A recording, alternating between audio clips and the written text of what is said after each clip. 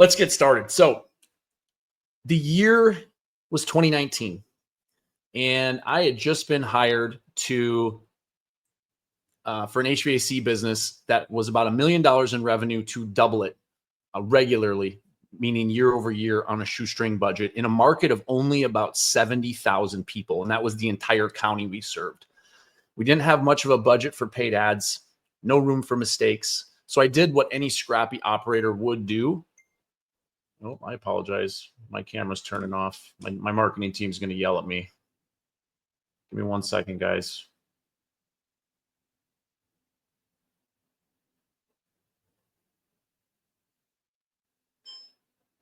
Okay. I apologize about that. So I did what anyone in my position would do when you don't have a big budget is I dug through our data. At the time, we were using Service Titan, and I wanted to answer a really simple question. Where do our best customers come from? Because at the end of the day, that's what's really important, right? Is where are we getting our best customers and how can we get more of them? And honestly, by digging through the data and all the various marketing campaigns, I found something that honestly shocked me. The leads that came through Google Maps, just regular, boring, organic leads, had average tickets nearly $800 higher than any other channel. And even better yet, these people gave us very little price resistance. And even better than that is because we found this out and we really honed in on this strategy, we regularly had 15 to 20% net profits, and we were able to scale to about $4 million in 2 years and keep the company very profitable so we could continue to add trucks and training and all nice things for our team. So I want to ask you guys before I really get into the meat of the content here, why do you think that is? Why do you think the tickets were higher coming from Google Maps? Put that in the chat. And then while you guys are doing that,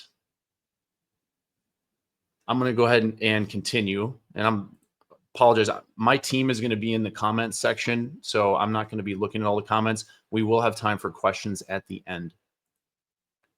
So the truth for home service businesses is that local wins. Being fast wins, and smart systems scale. If your Google presence doesn't show up in the next town over, your competitor is going to. So today, I'm not here to give you hacks. I'm here to give you a repeatable system, step by step, that can scale with you as you decide to scale your business. Because you guys as contractors don't need more fluff. Between tariffs, price increases, refrigerant changes, and rebate programs that change faster than the weather, you guys just deserve some easy wins.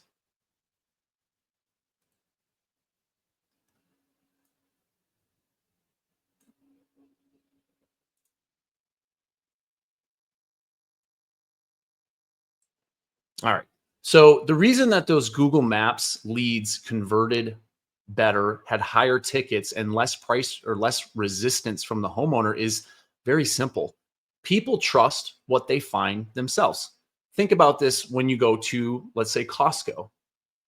This plays out in real life. So when you go to Costco, you go and spend, most people walk out with a big cart, hundreds of dollars, if not more, of goods and things that they bought, usually bought more than they think they would.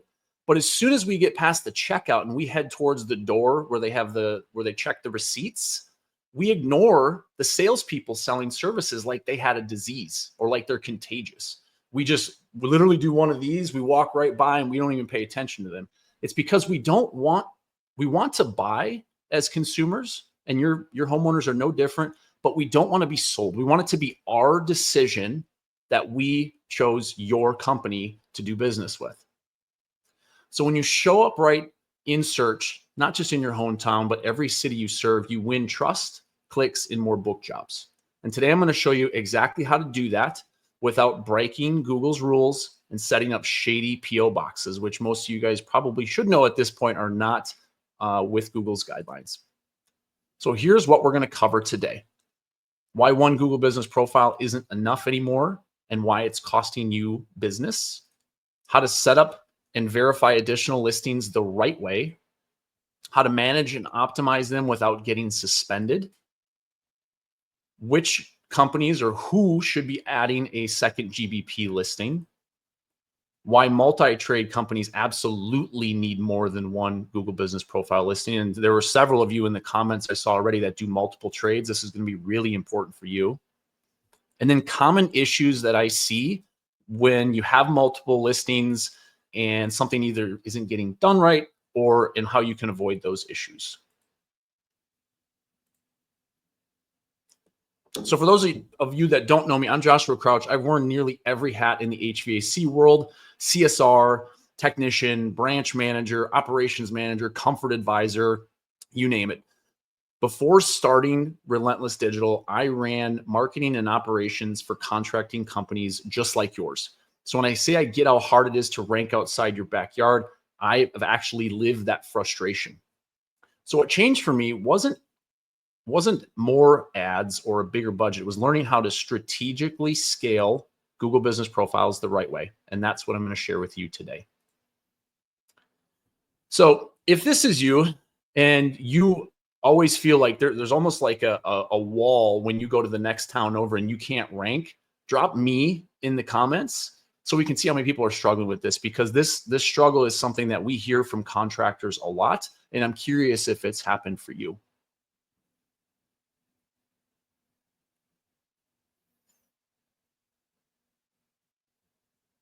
Oliver says me, John,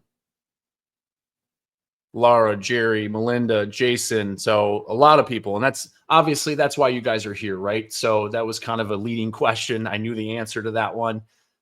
But we're going to change that today. And we're going to change it by being strategic. So we're going to talk about how to do this and how not to break Google's rules, because the last thing people want to do is get multiple listings set up and have a ton of issues with suspensions and spending a week or several weeks with Google support ticketing system. Believe me, I'm in the middle of a ticket right now that Google's not answering. So it is painful. And we want to try to eliminate as much pain as possible so we can set this up and we can just keep growing our businesses. So the truth is that your competitors are taking up space in your service area. Private equity is purchasing companies, and if this is you guys, put a 1 in the comments. If private equity has purchased a company and they keep the old company's GBP listing, even if they're not at that location, and they're now able to not only outspend you, but they're also strategically outplaying you on what we'll call a chess match here, or the chess field. So it's time to get strategic and grow your presence.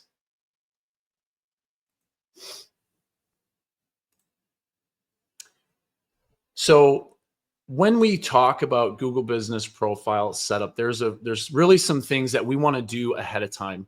And if anything that you guys prepare for, the more preparation you do in the beginning, the easier the process is. A lot of people come to us and they already have multiple listings and it's a mess.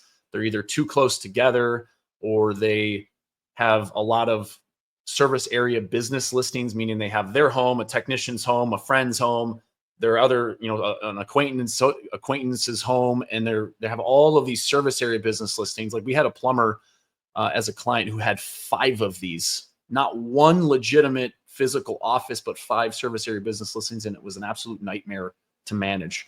So that's what we're going to talk about next, is the actual setup and making sure that you have all of the proper things you need in order to get a new listing verified before we get into the strategy of where to find a location.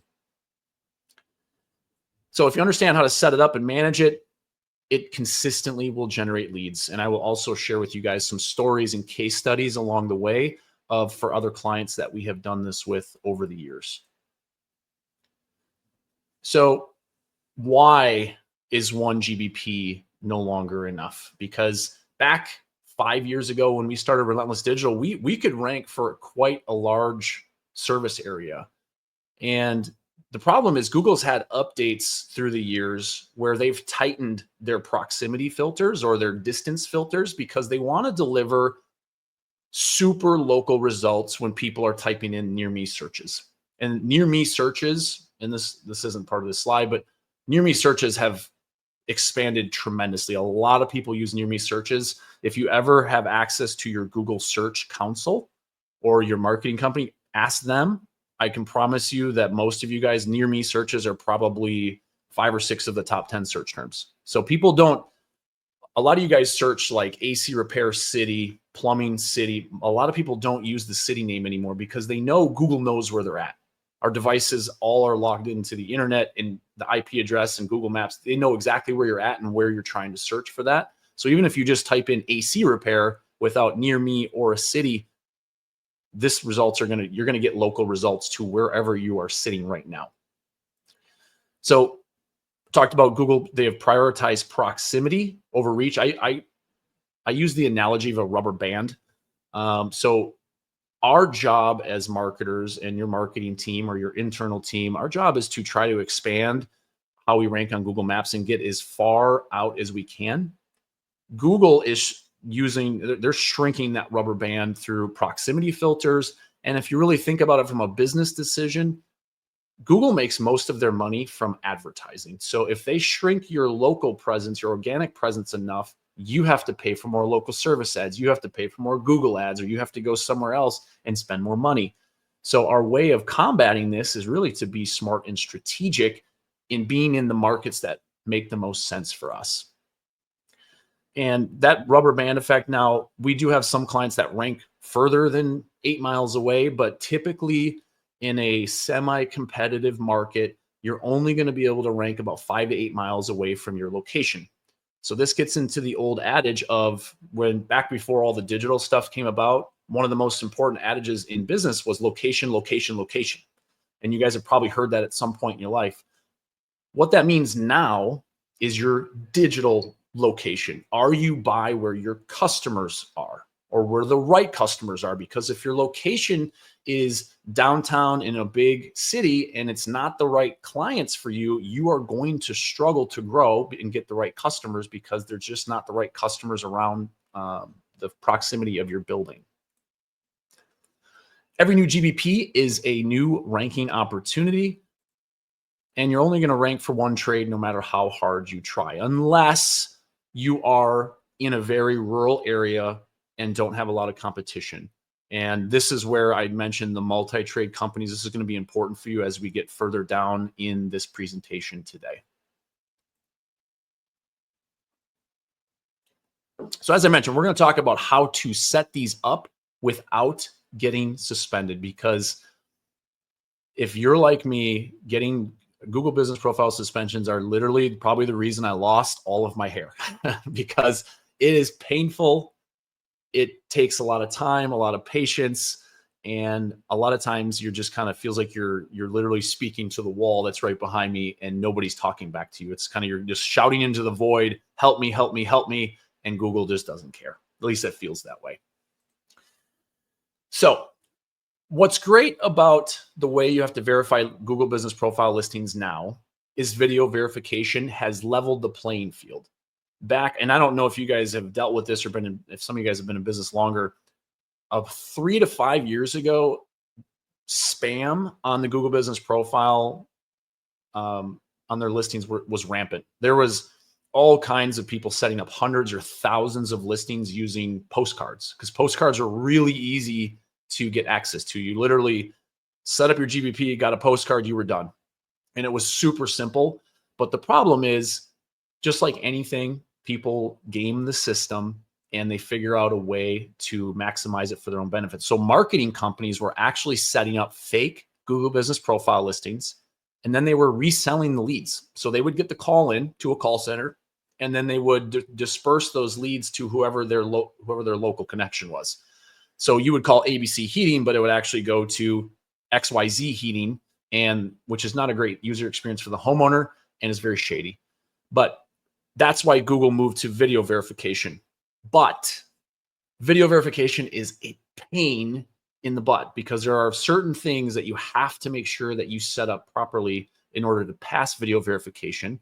And sometimes video verification, Google's backend AI system that reviews those videos, doesn't do a good job and it breaks. So there are some pain points there, but it is much work. It creates a system where once you get verified, you rarely get suspended after that.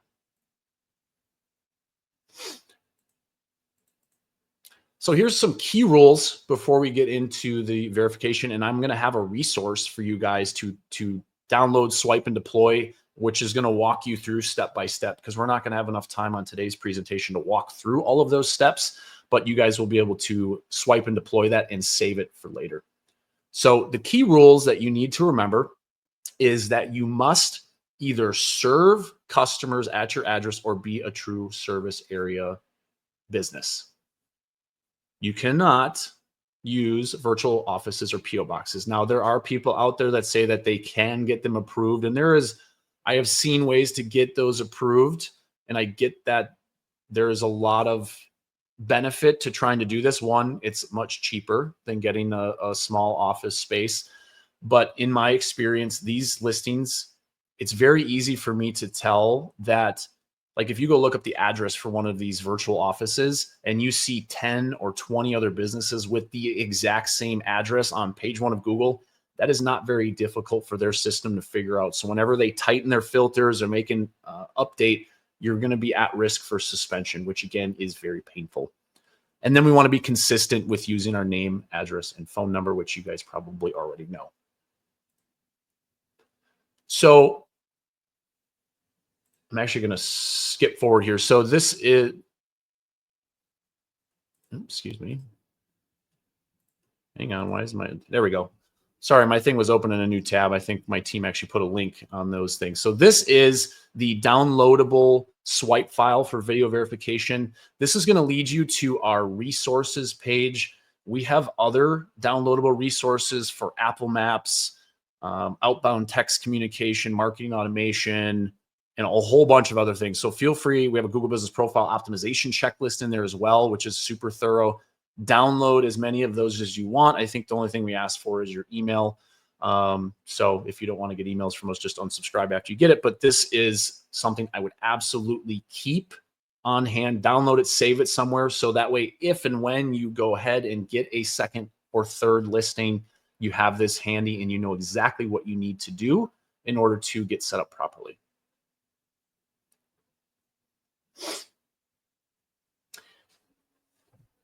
All right, now this is going to get into the meat and potatoes of today's presentation. Is what research should you be doing before signing for a new GBP listing? Because a lot of people are like, I just want to rank over here. Well, why? Is it the right customer? Is that the right market? How competitive is that market?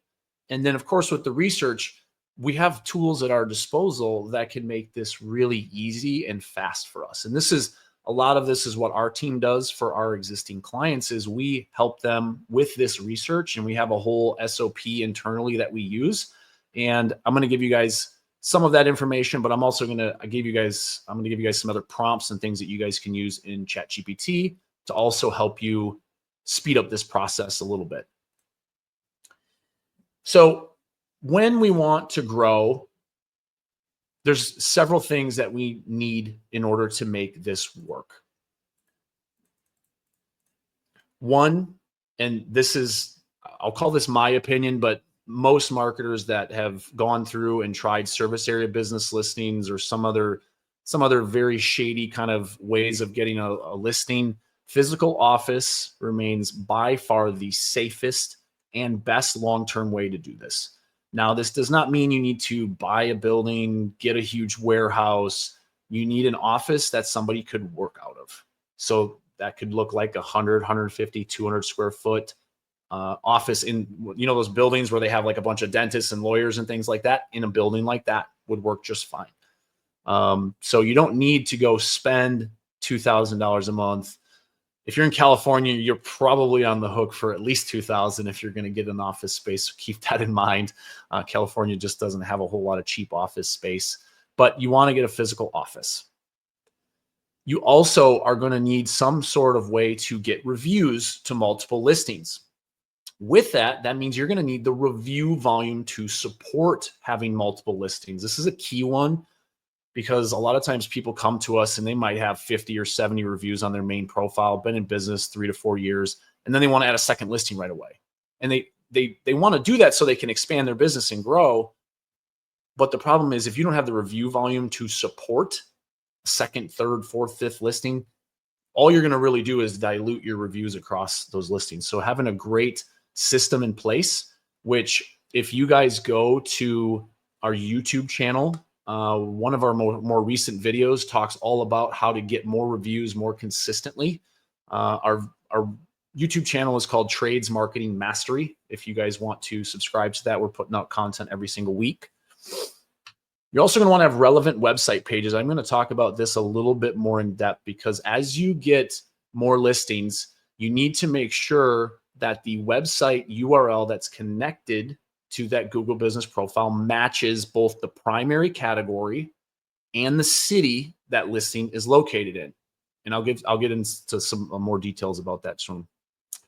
You want to have some rank tracking tools. I'm going to share some screenshots today, and I'll share some of the tools that I know of in the market. There are a lot of them. So I'll share some of those with you guys. Usually those are they're pretty inexpensive, especially if it's just for your business. And then obviously I've already shared the document for video verification that you guys can repurpose. So if you guys want to do this along with me, feel free, open up another tab on your computer, or if you have multiple screens, open up a screen and open up ChatGPT or whatever large language model you want to use. You will need to make sure that whatever large language model you use has access to the internet. So if you're on Claude, but you don't have the version that gets to the internet, you're going to want to make sure you have something that goes to the internet. Or you can use, if you want to use Google Gemini, which is free, you can use that as well. So use this prompt. I need help determining which city will be the best location for a new office for my whatever type of company you are. The options are, give it a few options in your market. And so that way it can pull some data and give you a list. So that way we can do continued research and see which market is best for you. Please put the following information in a table: population of each city, median household income, number of single family homes, how many, whatever industry you're in, how many contractors, offices are within the city limits. This data may not always pull, but sometimes it does. And then the median property value. What we're trying to do with this is not only just expand with multiple listings, but as I mentioned early in the presentations, be very strategic with how we do this. We want to get into a market where our customers can afford our services and actually want our services. For example, in Arizona, where I'm located, there's a lot of new houses. Now, the median income is great, but there's a lot of new housing development. So it may or may not be the best market depending on what you do. So if you're in new construction or you're in something that that would be of value to you, that would make sense. For a service business, it probably wouldn't make sense to be right where we're at because it's kind of boom town with a lot of new houses. You kind of want to go to wherever, like especially like electricians, you're looking for old electrical panels. You want to be in a market where the houses are older so you have more opportunity there. So this is the outcome, at least the outcome that I got when I ran this. It says, based on the available data, here's a comparison of the 5 cities in Arizona, and it puts it into a table. Now you can see that the number of HVAC contractors and number of single family homes doesn't always pull. I'm going to show you another way to get that information. But what you are going to get is a population, a median household income, and the median property value. Now you can see, and I picked these strategically because I wanted to show you the difference between, because a lot of people are like, oh, I want to go to the big market because that's where more people are, right? It makes sense in theory, but does it make sense to go into Phoenix when the median property value is $260,000 and maybe we're on the high end for our market as far as our pricing and services, when people that could afford us might be more in Gilbert, Queen Creek, or Scottsdale because the median property value is higher. Most likely those people just would rather have pay someone to do the service that we need. So this is why we want to do research, and we want to have some options here so we can actually make a great decision for our business. So as far as the data that we couldn't find, the next step that you would do is open up data.census.gov. And in order to find out how many single family homes, and I'm assuming by doing this, guys, I'm assuming most of you guys are residential. Okay. So if you're not, this wouldn't be as relevant to you, but I'm assuming most are residential if they want to add multiple GBP listings. So you want to type in city, state, single family homes, just like that. Now, this is going to be a little more manual. You're going to have to add this data to the table, but this is what the data should look like on the census site. So you're going to get population, median household income, their level of education, how many housing units, which is great to know for residential, how many households, and then, of course, a little bit of the demographic of that market. And this is what it should look like. So you can pull this data, put it into that table, and that way you have all of your data in one place. So now we want to find a new location. So we want to go back to ChatGPT, and we want to type in this prompt or something very similar to this. Based on the data available and armed with the information that my customers are ideally are a 2-income earning household in middle to upper middle class, can you rank these 5 cities in order of which would be best for my ideal customer? And again, it took maybe 15 seconds, 20 seconds to write this prompt. The census thing that lasted probably 5 to 8 minutes for me to pull a couple different cities. So far we're maybe about 10 minutes into the research part of this, and you should be able to get something that looks like this. So based on that list, as I mentioned, even though Phoenix and Mesa are bigger and have more homeowners, more customers potential, based on that prompt, they mentioned Gilbert as the best fit because of the high median income, strong family-oriented community, and many dual income households. Now, when I go back, let me go back real quick. Now, this information in this prompt, put what you feel best about your business. If you are more of a value-based company that gets by on selling a lot, and you're more on the volume, change that to match what you want for your customer. Okay. So just make sure that you tweak this don't copy and paste this if that is not your business model. Use it and then tweak it for your own business. And then you should get something that looks similar to this. Next, this part is manual, and you can still use the internet for it, but it's manual because now that we know that Gilbert, Queen Creek, and Scottsdale are the best locations for us, we need to go out and try to find office space. And you can either do that through realtors or if just searching the internet for potential office spaces. But once you find a location, I would find at least 2 or 3 locations in every single market that are open. There's a bit more research you want to do. And this is a lot of what our team usually does, because usually our clients come to us and they have a couple office spaces that they've found, and they ask us to help them with the competitive research portion of this. So once those locations are found, we need to do a little more searching. I'm actually going to walk you through this. I think I have this on the next slide. So you're going to want to open google.com/maps. You can do it on desktop or your phone. It's a little easier to do on desktop. And you're going to want to type in that address. I don't actually have that slide on here, but you type in the address, and what you're going to see in the middle of your screen, you'll see the map pin of where that office is. Then what you want to do is take the screen. You want to zoom out so you get a broader picture of the area. And then you want to type in whatever the most important keyword is for you. In this example, you can see I chose AC repair, Mesa, Arizona. And what's going to happen is, so you need to remember exactly where that map pin is, because that map pin is going to disappear when you hit enter. And then once you hit enter, you're going to see the competitive landscape here. So we're going to see who our competitors are, how many reviews do they have. And typically, since it's your market, you probably know if they're a good competitor or not a good competitor. But what we really want to make sure of, because I mentioned Google Maps is all about proximity and how close and distance you are. If you are sitting within a half mile of Semperfi and Mason Pro here, who have thousands of reviews, and you're going to try to open a new location, you just made that mountain to climb a whole lot taller. Okay. So I want that to sink in for a minute, because this is why this is so important. That doesn't mean we don't want to be in this market. It just means that we want to be smart about who we're next to, because if we show up in the top 3 results and we have, let's say, 10 or 20 reviews, and Semperfi's got 8,200 with a 4.8 rating, and Mason Pro's got 1,000 with a 4.9 rating, most likely we're not going to get chosen. So even if you rank well, you're not going to convert very well. And there's an important distinction there, because I think a lot of times marketing companies, including ourselves, we talk about rankings, which is important. It's like the chicken before the egg, right? You got to rank before you get calls. But once you rank, we have to be able to get conversions. So we want to speed up this process as much as possible. So that way you can start getting new leads and new customers quickly and start getting a return on your investment.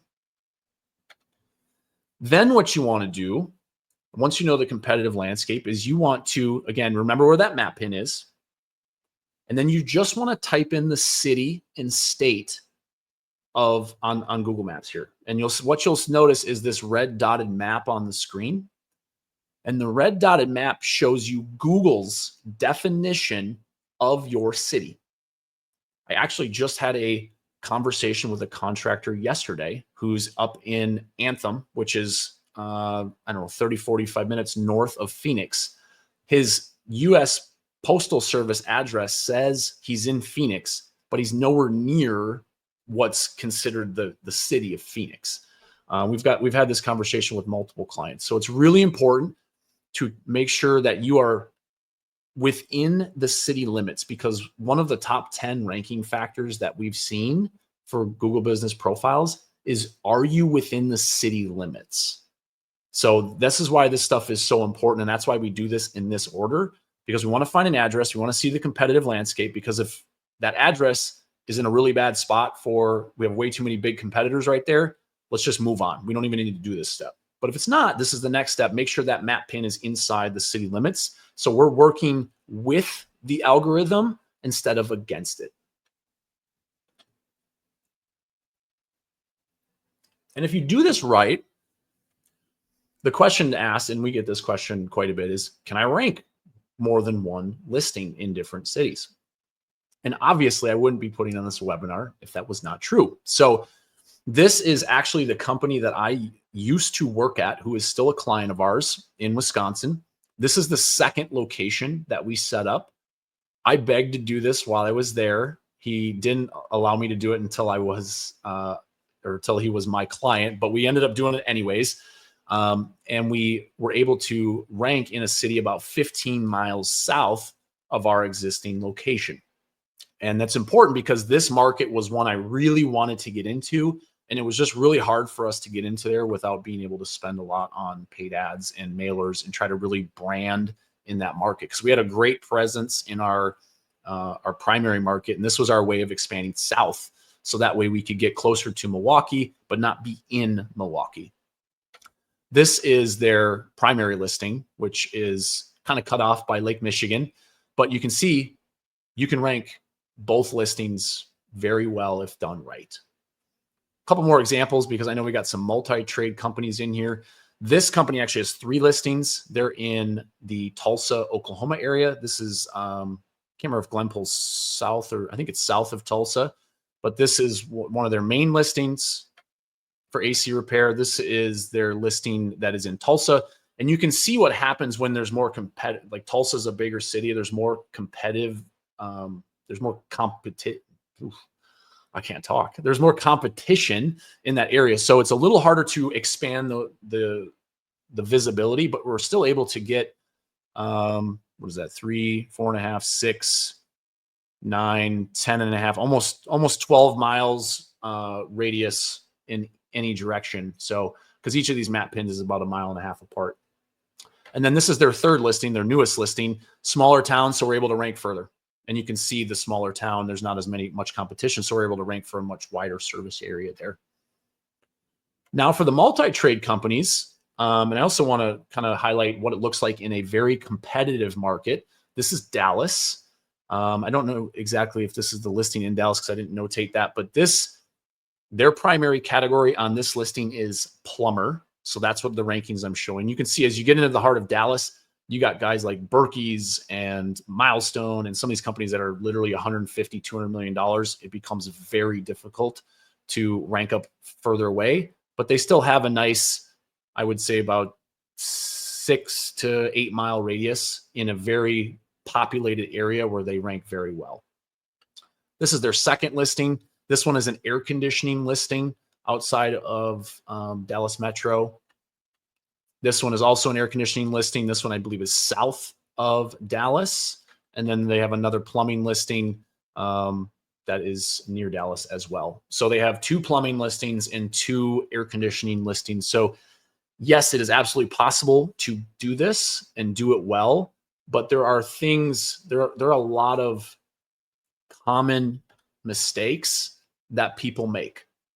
And this is something that as we go through these, feel free to ask questions because there's probably going to be some questions on this because these are common mistakes, not only that contractors make, a lot of these mistakes marketing companies make as well because they're not detailed or not thorough enough on the secondary listings. They give all of the attention to the primary listing. The second listing just kind of sits there and it just kind of does what it does. If it gets calls, great. If it doesn't, great. Nothing really happens. And nobody strategizes with you to tell you these are the things that will actually make that listing pop.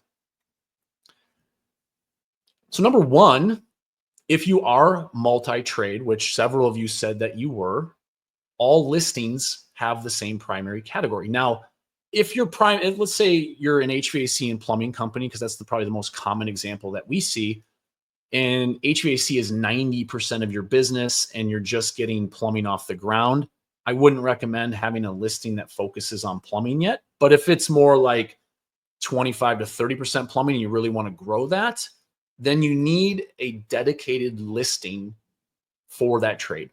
And the reason is simple. The number one ranking factor, and this is very prevalent, so feel free to quote me, source me, look it up online, is your primary category. So the category that you choose, and you can only choose one. So you're either choosing HVAC contractor, air conditioning repair service, or what have you, or you're choosing plumber, or you're choosing electrician, or you're choosing, like someone mentioned, they did generator shop as a primary category. So it's super important that you know your business, what you want, what your goals are, so that way you can set this up and make sure it makes sense for you. Along with that, so when you set up multiple listings, I mentioned this just a little bit earlier, but you want a landing page URL that matches the primary category and city. So what is the landing page URL? So every Google business profile gets one website link to connect to it. Now there is a second link if you have online booking, but that one really isn't relevant to what we're talking about here. So what does this mean? So let's say, I'll use Arizona as an example. Let's say I have an HVAC, plumbing, and electrical company, and I serve Mesa, Gilbert, and Scottsdale. In Mesa, let's say I want to focus on air conditioning just because that's always been my primary there. So I need to have a page that focuses on air conditioning repair and Mesa. So it needs to be optimized for that because that's what Google's scraping to get information on your listing. Now, let's say I do plumbing in Scottsdale. Same thing. I need to have a page talking about the plumbing services I offer in Scottsdale and connect that to that Scottsdale listing. And then for, I think I said Gilbert as the other one. If that was my electrical listing, I would put electrician as the primary category, and I would tie that landing page to an electrical page focused on Gilbert. So if you're thinking through this and you don't have those pages set up, that is something I would write down that you need to do right away after this call, is get with your marketing company or write the page yourself or whatever you want to do, but get that page created. And this is also where you want to have rank tracking in place. So that way, once I make those changes, I can do it before, and I can also see the ranking benefits after. So feel free, again, put the questions down here. If Nadine doesn't know the answer, I will answer those questions as we get towards the end. This is another massive, I can't understate this, massive mistake that people make. And what I mean by review requests are manual is contractors tell us, well, I'll just manually swap the link out on Pulse M, Podium, Marketing, Reputation Pro, or whatever service Titan calls it these days. Or they just manually send out the link and they decide that I'm going to do this one for a month, and then I'm going to do this one for a month, and this one for a month. The problem is Google wants to not only see what's a term that's called review velocity, meaning how quickly we can get reviews. They want to see consistency in all of your listings. So how do we overcome that? Because it's very difficult to overcome something like that, especially if we're doing it manually. And then the other problem that happens is, and I've seen this a lot, is someone's, I'll change it back in a month, and they set a calendar reminder, and then of course they're busy and they forget. is listings don't get reviews for 2, 3, 4 months. So even if they ranked well, that conversion factor of consistently getting those reviews falls by the wayside. So reviews become even more important than they already are if you have multiple trades. And these are the types of conversations we have with contractors a lot, because we try not to overstep, but you can automate a lot of this process. And I'm going to talk about that here in a little bit. Now, this is another mistake. This isn't a real big one because GBP posts don't have much of a ranking benefit. But if the example I gave where we have 3 trades in 3 different cities, we want to make sure that our content matches the primary category. So my electrical listing should only have posts about electrical services in that area. Plumbing should only have plumbing. HVAC should only have HVAC. So if whoever's doing your Google Business profile posts and adding photos, it needs to make sure that you have a distinction between those listings. All of the content on the electrical listing, including the reviews, should be electrical. Everything on plumbing should be plumbing. Everything on HVAC should be HVAC. And that is the best way to give Google as much relevance as possible. And that's why we're able to get the results that we showed you a couple slides before this.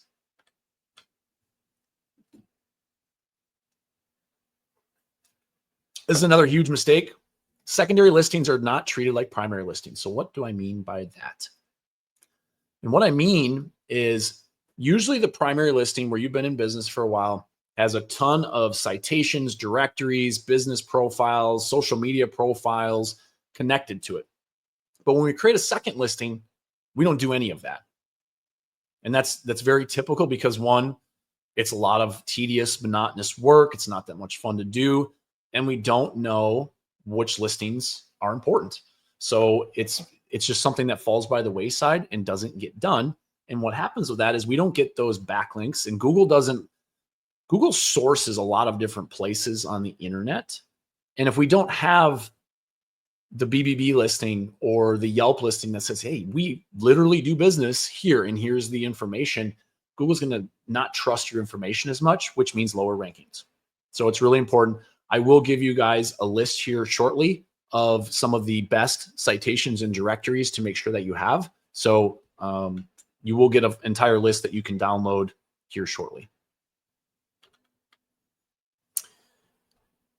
This is another big one. I mentioned that we had a plumbing client. It's not this client that had 5 SAB listings. So I'm going to talk about SAB listings for just a minute here. SAB listings are the ones where you use your home address and then you hide the address.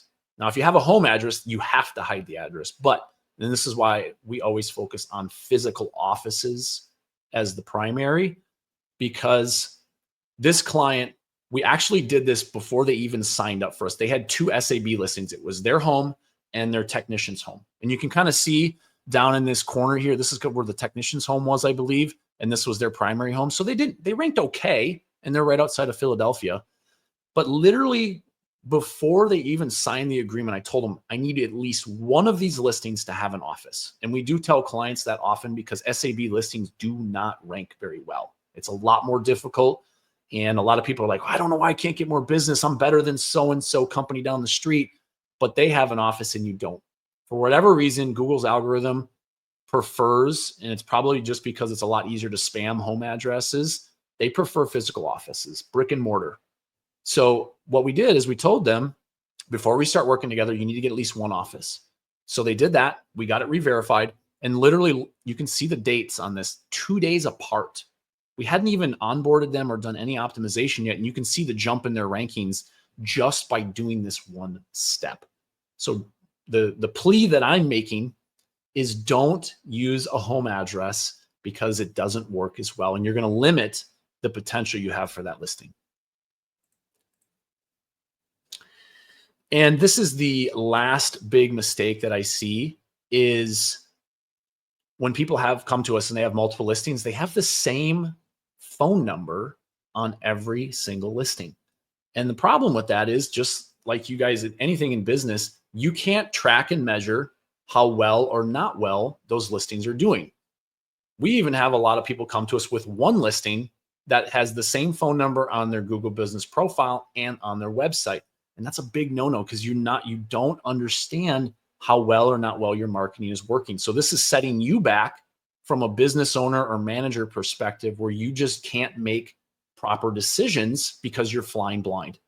So having call tracking set up, which a lot of the FSM field service management softwares have that. Otherwise, you can look into solutions like CallRail. CallRail is very cost effective. It's very easy to set up and help you with this. So we talked about reviews and how important they are. So now I want to talk a little bit more in depth about the different things you should take into consideration when it comes to getting reviews. So I shared the screenshots of professional services and their multiple listings, and then the company in Tulsa that has multiple listings. Now, their primary business is HVAC. So what we do for them is we rotate the reviews, and we do it. We created a quick Google script.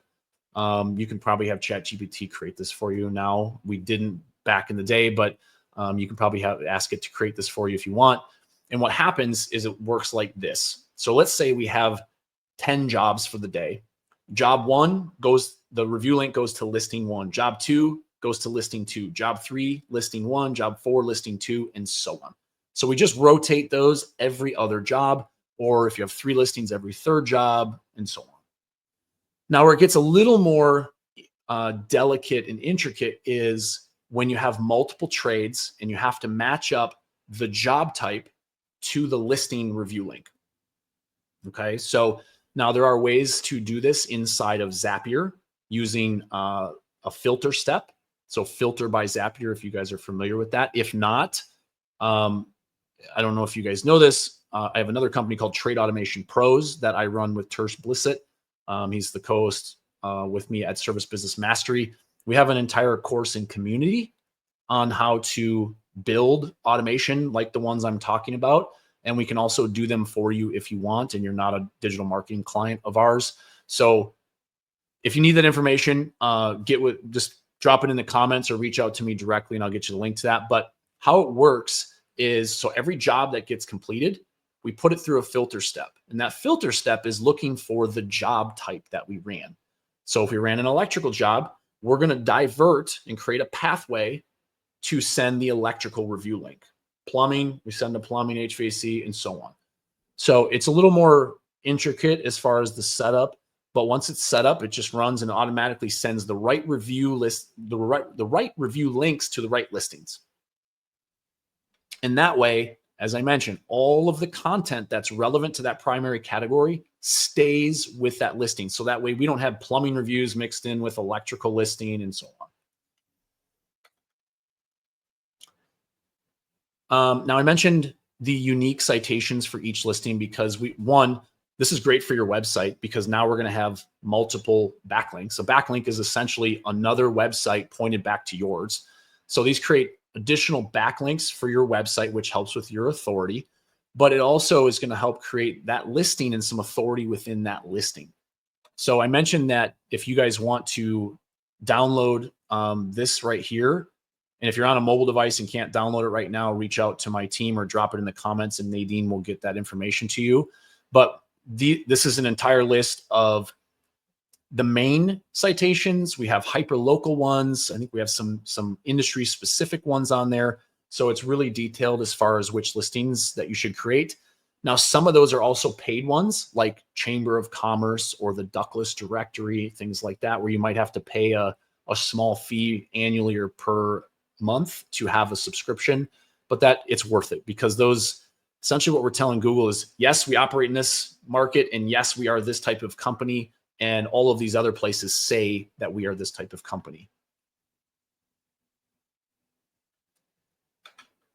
All right. We're doing good on time here. We are close to done. I think we'll actually hit an hour. So appreciate, we've had 70 to 80 people on live here. So stick with me just for a couple more minutes and then we'll get to questions and answers. So I'm going to give you some bonus tactics when you get these listings set up that will help you rank them more effectively and faster. So we've obviously talked about reviews a lot, but there are some strategies that we employ when clients come to us and we set up a new listing. in order to jumpstart that listing. And doing a mass outbound review campaign to our old existing customers that have already been served by us and love us, asking them to leave us a review on our new listing has worked really well. And so the screenshots you're seeing below, this was the first time I went and did this, and I actually tracked the results. We set up the listing. You can see they didn't rank very well right outside of Lexington, Kentucky. We started this review campaign. I think they had about 1,500 customers in their database, and we dripped out about 20 or 25 requests an hour for 2.5 weeks. And we only did it for like 4 to 6 hours a day. And what we're able to do within, I don't know, what is this, about 5-6 weeks, we're able to really drive a lot of reviews. And even more importantly, and this is something that doesn't get talked about a lot, there was a Google leak last year that shared a lot of information about what Google looks for and how it ranks content and businesses. And it has to do with people touching your listing. And try not to sound inappropriate when I say that, but they're clicking on your listing, they're interacting with it, they're typing things in there that have to do with your listing. And that shows Google that you're an important business and people actually want to look for you. So getting them to click on your review link, type reviews, and getting this some initial wins here really helps set us up so that way we can increase our rankings pretty quickly. And then also, we talked about conversion of reviews. By having, I think we got about 28 or 30 reviews right off the jump for these guys, that gives us an opportunity to get new business. Because if we rank this business and they have 5 reviews, you guys have seen those listings online. My guess is you did not hire them unless you already knew who they were. We typically will look at a listing, go to the website, make sure they're legit, come back, read the reviews top to bottom, just to see if there's what the 1 stars will look like and what the 5 stars look like before we make a decision. So we want to have that content on our listing. And now I mentioned interacting with the listing. I'll call this the one hack. It is completely legal and ethical. There's no issues with it, but just have your team, and you can even do this if you just have one listing today and you want to try to boost your visibility, have your team every single day they drive to work, even if they know how to get to the office, just ask them every time you go and just type the office address in and use Google Maps to go to your listing. And what that does is you're going to get credit for what's known in your Google Business Profile Performance Insights as driving directions. Now, we know we don't necessarily want a lot of customers coming to your office because most of you guys are service businesses. But what this does is, again, people are clicking, interacting, and Google's seeing traffic. So this is kind of a way that not enough people use, but you can boost your visibility just by doing this, because now Google's like, man, there's people coming to the office every day. So it's a real easy, effective way. It doesn't cost any money, doesn't cost any extra time except for just clicking the work address on the Google Maps app and driving to the office. And you can do this with the second listing or third, whatever you want to do. You can have someone do this pretty easily.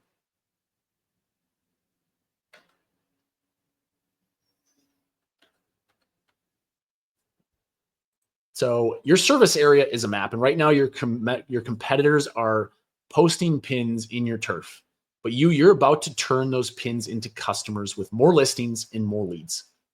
And yes, more of the business you've been losing, because when you set up and manage your Google business profiles the right way, the only thing more powerful than your proximity is your presence in that market. Now, there's a bunch of you on here. There's a bunch that are going to watch the replay. This is what we do for clients, and we're very good at it. We're essentially, and that's why I think we had over 200 people register. We are looked at as the Google Business Profile experts for the trades. So if any of this resonated with you and you don't want to do this yourself, book a call with my team. They will help you with all of the things we talked about in here, the address, the finding the location. They'll help you with all of that stuff. And if you sign up with us, we also help you with the video verification, the Google support ticketing system, all of the painful things that you guys don't want to deal with. So feel free to use this link, or if you're on a mobile device and you just want to type it in or copy it, it's down in the bottom below. And with that, I'm going to bring my StreamYard thing over so we can start going through some Q&A. All right, Nadine, what do we got? I'll wait for you because otherwise I'll start going through here and probably we'll trip on each other.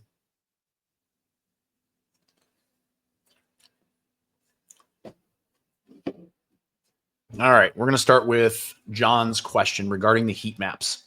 Oh, I did not give you guys tools for the heat maps. So before I answer your question, I'll give you some tools. So Local Falcon, Local Viking, SEMrush has a local rank tracker, Bright Local, GMB Crush, and there's ones that we use, Local Brand Manager and Places Scout. Places Scout's probably a little too much for what you guys need as far as expenses and the data we get, but there's several of them. Just if you didn't write those down or don't want to remember, just go to Google and type in local Google Maps heat map tracking tools, something to that effect, and you'll be able to get a list. There's a ton of them. So which keywords are the green dots for? So John, the keywords that I shared, it was on the left-hand side, but I did go through them pretty quickly. For the HVAC companies, there was AC repair. And then I did a different, the last company that had 4 listings, it was plumber as the primary key term and AC repair. So typically when we measure keywords, we obviously want to rank for longer tail keywords that have 4, 5, 6 words to them. But when it comes to Google Maps, most people are typing in something real quick, like a plumber near me. We want to rank for those key terms because those are going to get the most volume. Good question.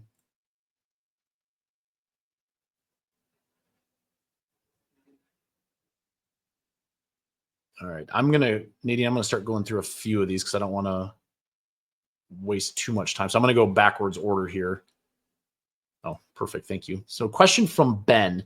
How does a legit operator differentiate themselves from a scammer when opening new locations? From an ethical standpoint, how is this different? What line shouldn't be crossed if you're trying to grow fast but stay clean? It's a good question, Ben. So we've had some conversations with clients who they understand that this process can work. And if you want to do it legitimately, that office space that you get, have someone work there. Have maybe maybe someone that's a little bit more remote or someone that doesn't want to commute, work there from the office. Because that is the legitimate way to do it. Now, a lot of our clients that set up multiple listings, they probably go to that office once or twice a week just to check mail and things like that. But you can do it that way. Now, your competitors, especially private equity, we had this situation with a client in Texas recently. Somebody bought up a bunch of companies in the Dallas-Fort Worth metro area, and they kept the listings, but they knew that they weren't actually operating out of them because they don't even have the leases anymore. If you have proof of that, you can go and try to report those companies to Google with pictures and proof that they're no longer actually at that location. But you're at the mercy of Google's support ticketing system, and spam fighting, which this would be considered spam fighting, is a lot harder to get Google to close listings down. So it's kind of, what do you want to spend your time on? But if you wanted to do this legitimately and have it where it's like you felt really good about it, just have somebody work in that office, have their laptop or a computer set up in there and just have them work out of there. That would be the legitimate way to do it. Aaron, I didn't actually go over the how far apart from each GBP listing because it depends. As you saw in some of those heat maps, the more rural companies, they ranked for a much wider, bigger service area. So with that being said, if you rank for a really wide service area, you could be 10 miles, it could be 12.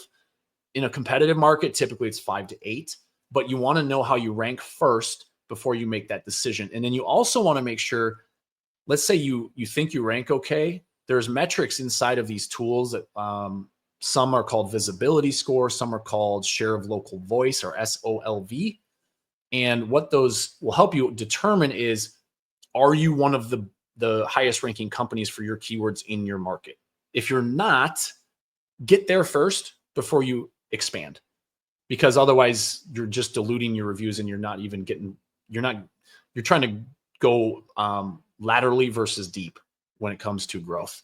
So there's a few things I would make sure that you know how you rank and the visibility score that you have before you make that decision.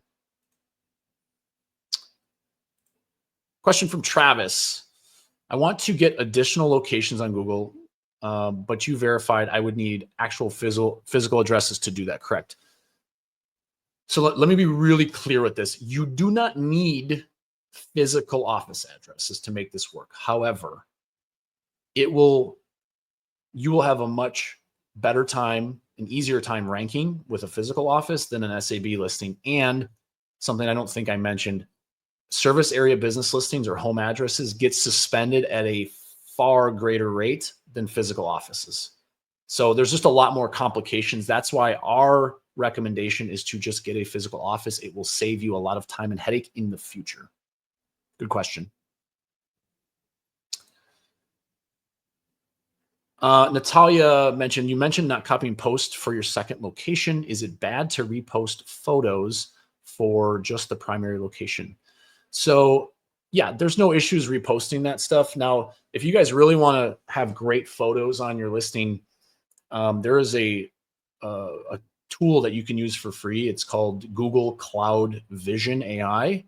You can put your photos in there and actually see what Google reads from that photo without any context. So that way, if we show an electrical panel, it should pick up that there's electrical wiring and things like that in there. And we've done that on some other webinars where we've shared that information. But with AI getting smarter and these large language models really learning what these companies do, the more content, the more pictures, images, things like that, or videos that you can put on there that says this is what we do and this is where we do it, the better off you'll be. But photos you can repost, just don't repost them a ton. I would cycle through maybe every 3 months or so. So that way it's not like the same photo shows up a bunch of times.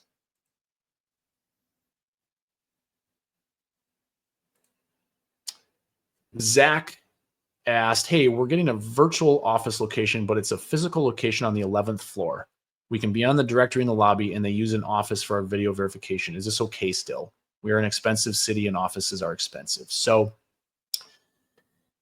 I'd have to know a little bit more, Zach, because is it a shared office space? Like, can you use it to verification and then somebody else can use it for verification? What I would probably the best way to do this is go to Google, open a search tab, type in the address and see what companies are listed. If there are a bunch of companies listed with the same address, that would be a no-no for me. Now, if it's a virtual office like a Regis building, which are all over the US, they still have dedicated offices within there. And typically the rates are a little bit better because there's a lot more shared working space there.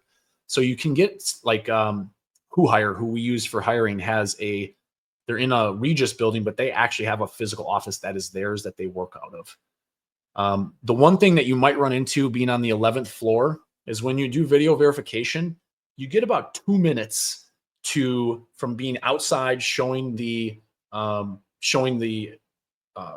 the signs, the road signs, the building, your truck in front, to get to the 11th floor in your office.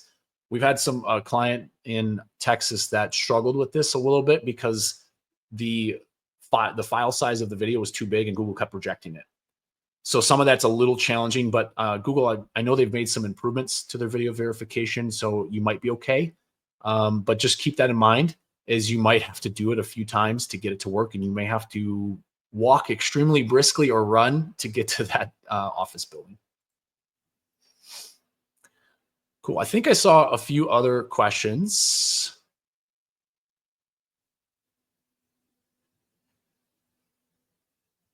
Nadine, was there any other questions that I missed? I'll answer Justin's while you're looking for those.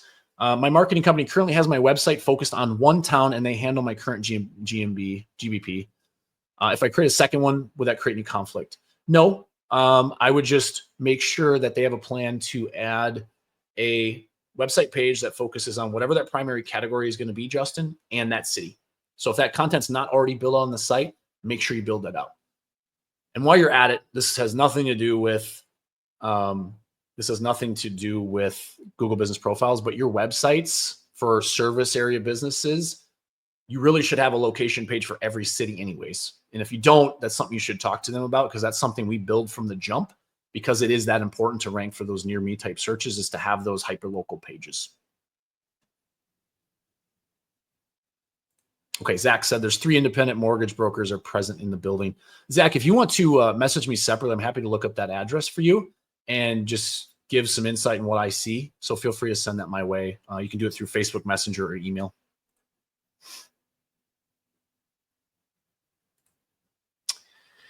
Good question, Travis. I get this question a lot. The question is, I partner with other trades. With their approval, how bad would it be to use one of their locations in a different town if I'm able to put a desk and some signage up for proof of office in their building? So you'll have to do a couple things, and that's why that video verification checklist, check that over, because you will need a utility bill with that address and your name on it. So keep that in mind. Now, if you can set that up and maybe they can sublet a certain section and create an office with and have a mailbox in front, then I would say, yes, you could do that. But just keep that in mind. You're going to need some sort of utility bill for internet or gas or electric or anything like that. That's part of that video verification checklist. Cool. I think we got most of the questions. There will be a replay that goes out. So really appreciate you guys on this webinar. I appreciate we had over 200 people sign up for this. So thank you very much for hanging out with us. And if there's any questions I missed, I will answer those directly, and I'll try to find your email and answer them directly for you. Thank you, guys.